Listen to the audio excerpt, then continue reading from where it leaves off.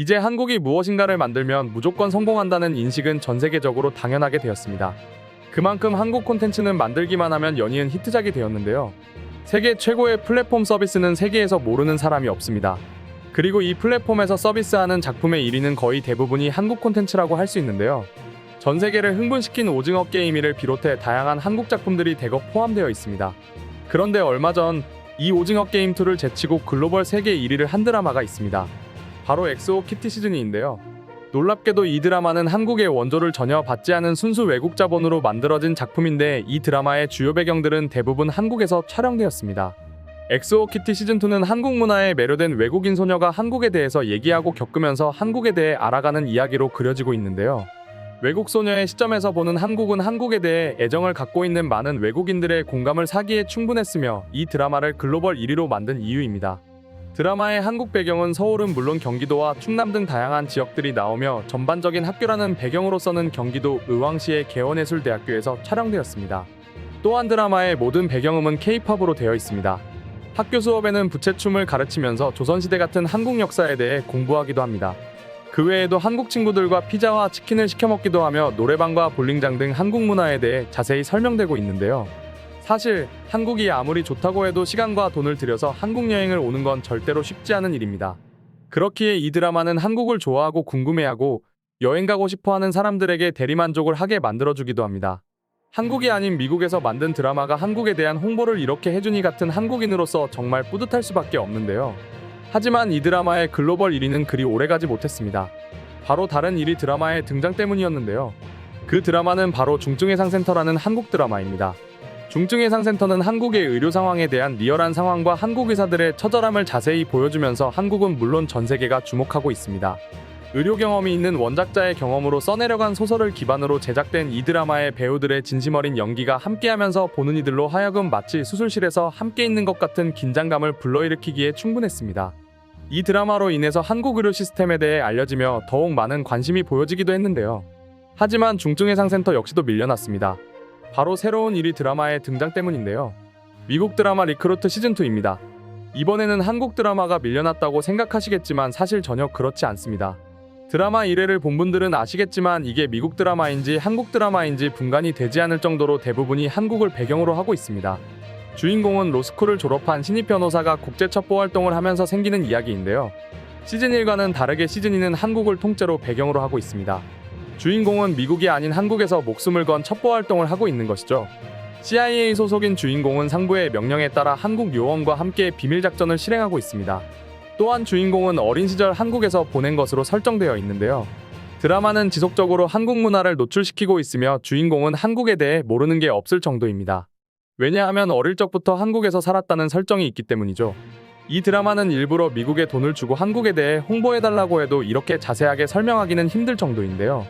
드라마 중간에 한국인 요원이 매듭을 만드는 장면이 보여지는데 주인공은 그것을 한국의 전통인 매듭이냐고 묻습니다. 한국의 전통인 매듭은 섬세함과 아름다움, 예술성으로 세계적인 사랑을 받고 있는데요. 하지만 이 매듭에 관한 얘기가 나올 때마다 중국인들의 지속적인 댓글 테러가 이어지고 있습니다. 이것뿐만 아니라 한복이나 김치 등 중국은 계속해서 억지를 부리고 있는 중이며 한국의 매듭까지 중국 것이라고 말하면서 역사 왜곡은 계속해서 진행 중이죠. 그런데 이 드라마에서 한국인이 보기에 사이다 같은 장면이 나오는데요. 주인공이 한국 요원에게 거듭 도시락과 김치를 강조하는 장면이죠. 굳이 하지 않아도 될 도시락과 김치를 몇 번이나 강조하는 것을 보면 조금 귀여울 만도 한데요.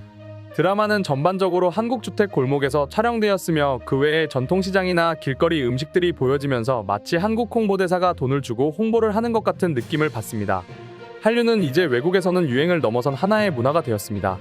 한국과 관련된 컨텐츠는 계속 만들어지고 있으며 하나같이 세계의 관심을 받고 있는 중이죠. 몇 년 전만 하더라도 한국 콘텐츠가 1위를 하면 기사가 크게 났었지만 이제는 당연한 상황이 되고 있습니다. 이제 넷플릭스 글로벌 탑10에 한국 콘텐츠가 없는 날이 없을 정도이죠. 세계적 콘텐츠 제작자들은 한국을 배경으로 한 작품을 만들어내고 있으며 한국의 콘텐츠 제작 방법을 공부하는 중입니다. 이제 한국 콘텐츠는 당연히 성공한다는 인식이 생긴 것이죠. 앞으로 나올 한국 콘텐츠는 한국인은 물론 전 세계인이 기대하고 있는 중인데요.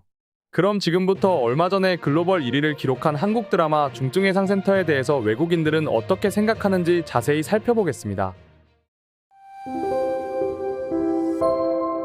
이 쇼는 진짜 처음부터 끝까지 대단한 것 같아. 그리고 시즌2도 반드시 필요하지. 매년 새로운 시즌을 만들었으면 좋겠다.